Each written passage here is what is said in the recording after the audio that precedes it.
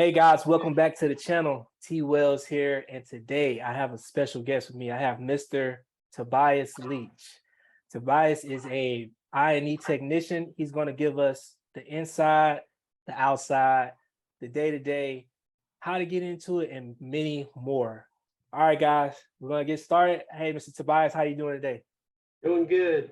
How are you doing? Doing well. I'm glad you can jump on the channel, take time out your day, inform everyone out there about this side of the refining or chemical world, I&E. So what drew you to this type of work?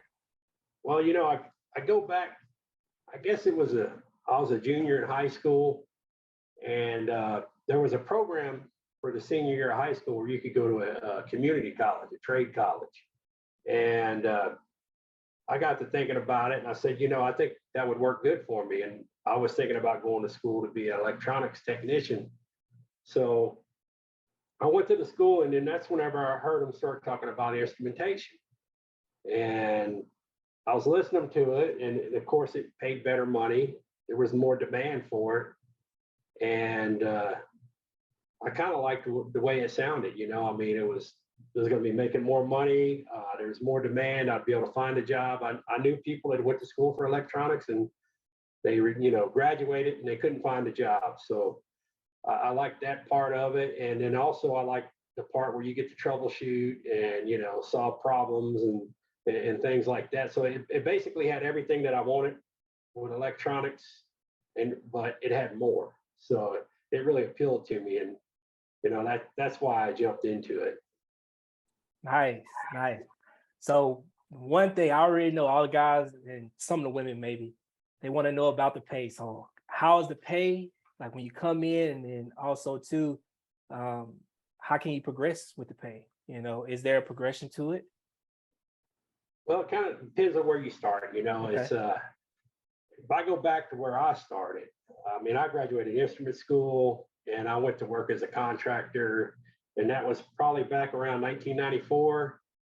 And back then, I was making like $8.50 an hour working as a helper, but it wasn't much time that I made $10 an hour, and then I just kept working my way up.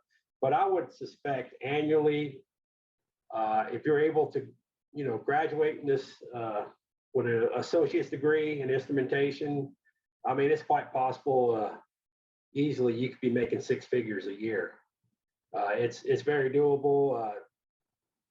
I've seen guys anywhere right now making close to $50 an hour, upwards of maybe $65 an hour or more. And then there's some people that I've actually known that work as specialists or consultants that are, pretty much like at retirement age, and they go to these oil companies, and some of them are on a day wage or a day rate.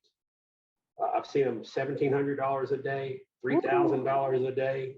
So I mean, there's a lot of money to be made in this trade, and there's so many different avenues you could pursue. You can get a degree in it. You could be a technician like me, or you could move into sales, or you can go work for a company and rep their product and travel all over the world. So it's just a lot of opportunities there. It's a very broad field. Nice, nice. So what are some of the pros and cons of your job? Well, for me, I'll just get the cons out of the way. I work a rotating shift. So I worked in the oil field in West Texas. Mm-hmm. I worked in Alaska for 11 years. The thing is I would be away from home for 2 weeks at a time. So you're going to miss out on things. You're going to miss certain events in your kids' lives, your family life while you're gone. But at the same time, on the flip side is I'm off half the time. So, I get to travel a lot. I don't have to use vacation time for it. You could live wherever you want to live if you're on the schedule. If I wanted to live close to the mountains, by a river, on the beach, you don't have to live close to wherever you're working. So that's one of the benefits of it. So you start figuring it in. I'm working less than half the year. So I've worked the regular 40-hour work schedule, as a technician, and I got roped into working turnarounds and shutdowns and being on call. And this to me, this actually fits my lifestyle better, working a 14 and 14 rotation. So if I had my choice, I would stay on the 14 and 14. Nice. Yeah, I know a few guys that work the 14-14 on the operation side. They work offshore. So hey, it is nice. And like you say, you're gonna miss things, but you have that freedom to live wherever, you know. Whereas I don't have that. Well, I don't work in my schedule, the DuPont. All right. So let us know a little bit more about your education and is there a minimum level of education needed to get started in this job as I&E tech? Well, I would say as a minimum, a high school diploma or at least a GED. Okay. And from there, you could get into maybe an apprenticeship program. That would be the minimum to get an apprenticeship program. You go to work as an I&E helper. But if you get that associate's degree, you go to a 2-year program, one of the local community colleges that offers instrumentation, yeah, you're going to have more opportunities, So that 2-year degree is going to help you out even more. But yeah, I mean, most people I've seen that I've worked with, and I would say probably about 75% of them have a 2-year degree. 2-year degree. And then there's quite a few that have actually came in through in-house apprenticeship programs. Mm-hmm. Or through like union run programs or apprenticeship programs or in other companies, they'll offer it. So on the job training is great too, so. Okay, good. Yeah, so a safe bet, guys, is the 2-year degree kind of covers all bases pretty much everywhere, right? Yeah. What you just say? Okay, good. Yeah. Yeah, But it's kind of a building block, I mean, you right. start there and then that's the platform you work off. And it's good to have because you'll always look back on that. You'll have the theory behind how things work, pressure, temperature. Right. You'll understand it better and that'll help you pick up things better. Yeah. Yeah. And I say the same thing on the operation side, guys. You can get in with just work experience, but that 2-year degree is going to help. I look back on, I'm glad I got my 2-year degree and it helped me when I changed companies. It was a lot easier having an education background. So yeah, nice. So you've worked for a few companies. Do you know like about, let's say 3 companies off top that would be kind of your high paying companies to try to aim to work for? Okay, so what you got to look at is you got to look at the pay. That's one thing. But also you need to look at benefits, And what I'll tell you this is there's probably some smaller companies out there. They're going to offer you a higher hourly rate. But then there's some companies that may not pay as much, like the big oil companies.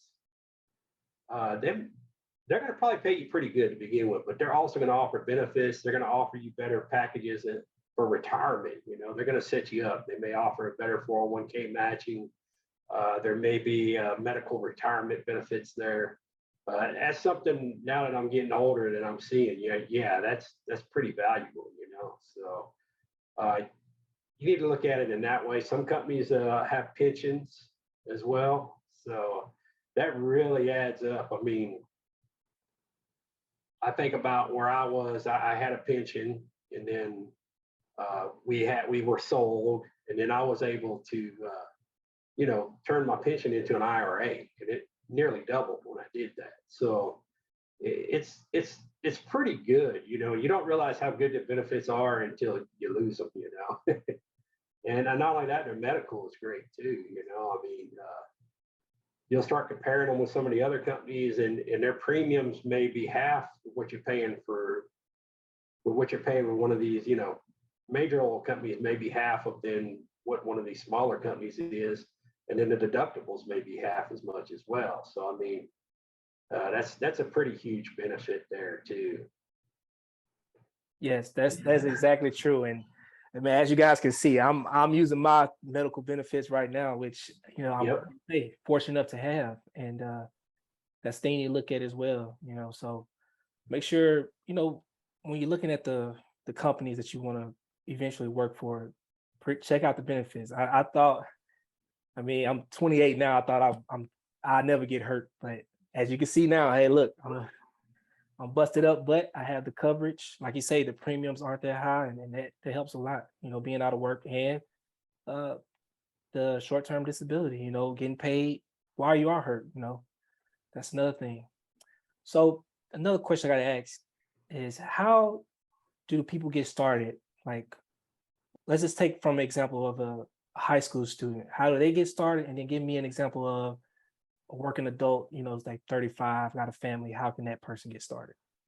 So I would say if somebody's in high school and they're looking at getting a career in this field, I would start looking maybe even your sophomore year uh, or your junior year, the local community colleges that offer it, because maybe there's a program similar to the program I was in where you can actually go to a trade school during your senior year of high school and you'll get credit for high school, and you'll also be accumulating college credit, credit that you could transfer to a university later on if you choose to do so. So as far as young ones, I would recommend that they look at that. As far as someone older, uh, that's kind of a little bit more trickier. If you're having to work and you can't leave work, then maybe you can look. There's programs that offer night classes.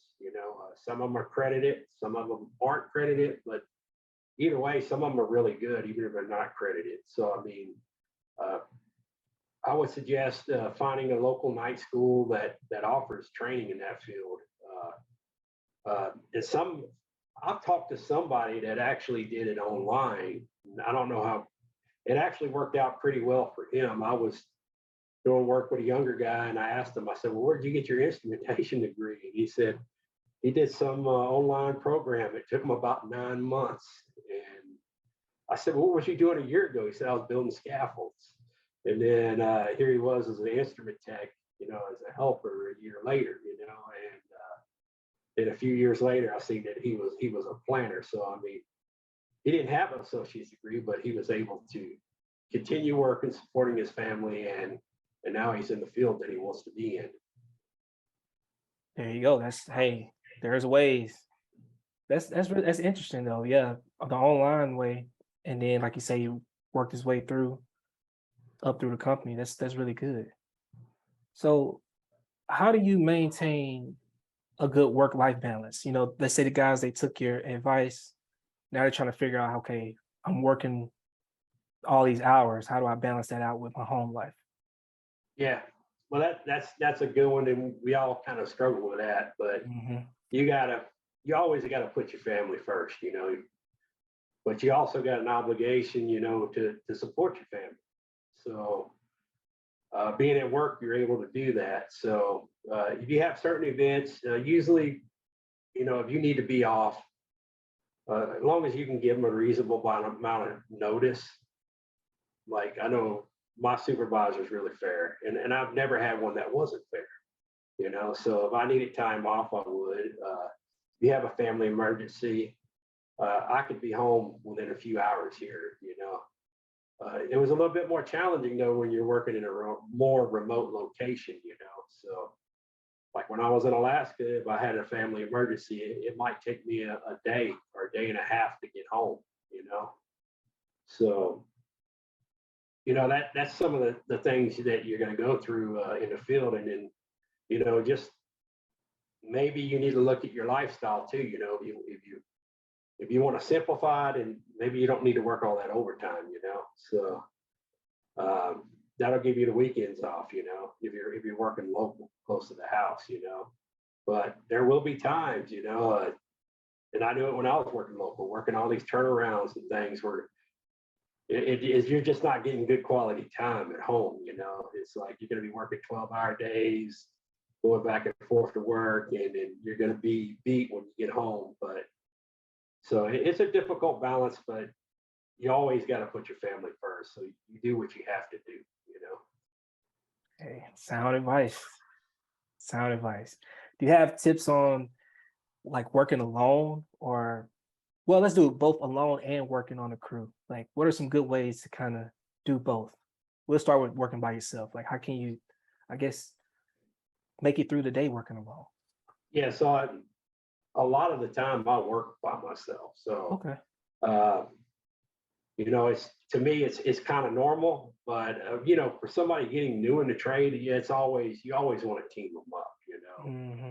uh, just in case, there's an upset at the facility you're working at, emergencies or things, and just give them training, to learn your facility. It's always good to have, a helper or somebody that's newer to your field paired up with somebody. Uh, but a majority of the time I work by myself. I don't have any issues with it. I just make sure I'm safe. And if I do need help, I always go, I get the help that I need. I go talk to, even if I need an operator, I'm out here by myself and I need an operator to come over here and watch something for me while I'm, tuning on a loop or anything. And yeah, he'll be there, watch a valve for me or something. Uh, I've never had a problem working by myself. Now, as far as working on a team, I've worked on some really good teams, and a lot of times it's really helpful, especially when you're troubleshooting, to have somebody else there to kind of give you their insight, So we're looking at a problem. You'll say, well, I think it's this, and then they say it may be that, and y'all kind of work together as a team. Sometimes they'll work really efficiently, So I'm not going to say every team's perfect, you know, but usually sometimes you may have one off, Uh-huh. Yeah. but usually, it also gives you an opportunity to help bring that person in, though, bring them in to get them to understand better. It's like when we're troubleshooting, uh, it's one thing to fix it, but it's more that you fix it and you understand why it wasn't working the way it was. You know, uh, if I was to hire, like, say, an auto mechanic, would you want to hire that guy that's just going to start throwing parts at your car and says, "Hey, I think it's the alternator." He replaces it. You pay for it. I think it's the water pump. He replaces it. It doesn't fix it. You pay for it. So would you want to hire that guy? No, you want Yeah. somebody that's going to get to the Right. problem, and y'all want to understand it, because it's going to be a learning experience that not only for your process, but it'll be something that you may keep with you for the rest of your career. So. Right. That's true. That's 100% true. Do you have any words of advice for the young guys, young women that are looking at this? Just some life advice for them to take with them going into college and getting into the workforce. Yeah, so what I would say is, if, like, I wasn't born with a silver spoon in my mouth. Pretty much everything I've gotten in my life, I've had to work for. I have had to earn it. There was nobody handing anything to me. So I would tell you, it's so much easier if you're just willing to accept learning a trade. If you can use that trade, you can go to school, you can get an associate degree, learn that trade, and you'll always have something to fall back on when times are rough. If you have a trade, you'll never starve. You'll Yeah, always have work. that's true. And not only that, the college education you're getting while you're getting that trade, that's all transferable. So I've known guys that have actually wanted to be an engineer.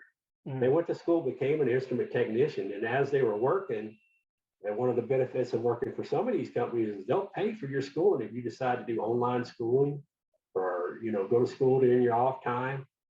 Some of these big companies will actually pay for that schooling. So they were able to earn an engineering degree as they were working as a technician. So uh, I know a lot of people want to jump in and go spend $50,000 a year on college education, but I'm saying you could still do that, but you don't have to get yourself in college debt, that yeah, student loan debt.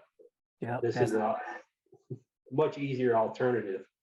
yeah. And you're getting paid. It's pretty much like you're getting paid to Yep. go to school. So, Well, most of the guys I work with that have a 2-year degree, have a mhm, trade, they're in operations, they're pretty much in the top 10% of earners in the country. right, right. And not only that, I would say a majority of the guys I work with, including myself, we probably earn more than maybe 75% of people that have bachelor's degrees.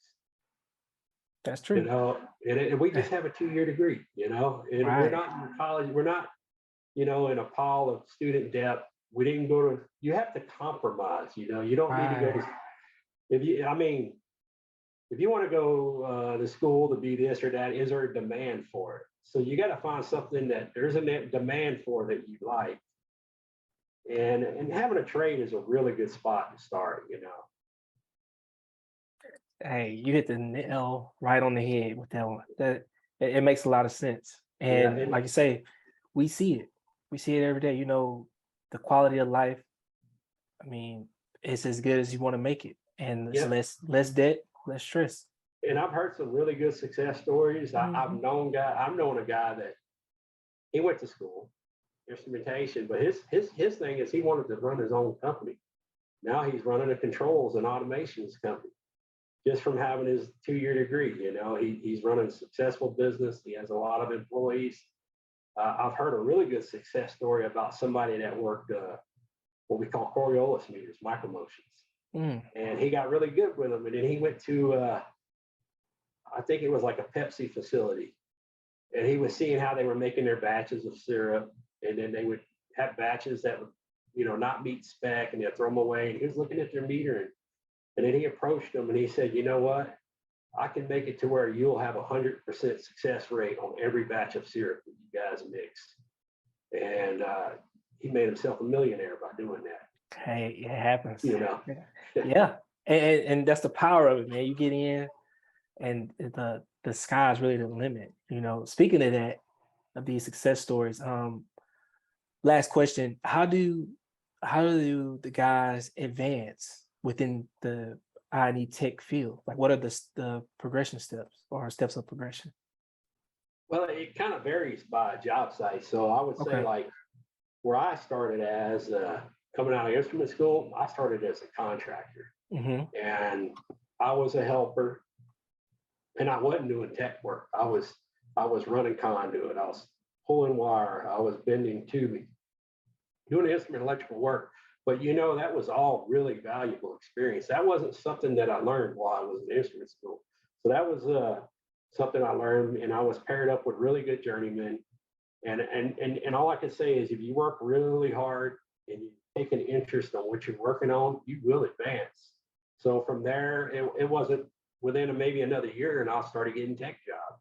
Mm. You know, basically as an entry level technician, and then a few years later, I was working in house. You know, and Mm. by the time I left there, in about 4 or 5 years, I was topped out on pay there. You know, and then I moved to the next job. So it's a really challenging field, but there's a lot of advancement and there's a lot of opportunities too. So it's whatever direction you want to go. You know, I went analyzers for a while. I enjoyed working on them, but I think my stronghold is instrumentation. I enjoy troubleshooting.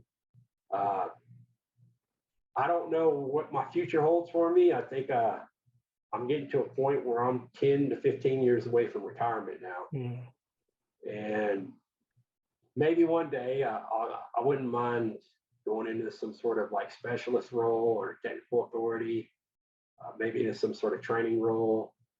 Maybe I'll be able to be one of them guys that retire early and There you then go. work somewhere on a day rate, you know, as Uh-huh. a consultant. So yeah, there's just so many different avenues that you can go. Nice. Thank you. This has been a wonderful and informative interview here. Tobias, where can they reach you? Like where can they get more information and find you and get in contact with you?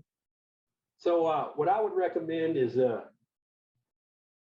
maybe you can put one of the links down below. And I'm Uh-huh. not trying to put a Oh no, I will. I not for will. my, but I have a Facebook group that I'm administrator of called Instrument and Electrical Technician Work Related and Related News. So basically, it's just a place where people share job postings and information about our trade. You know, so community of people that are in the instrument and electrical trade. You know, so it's students, it's journeymen.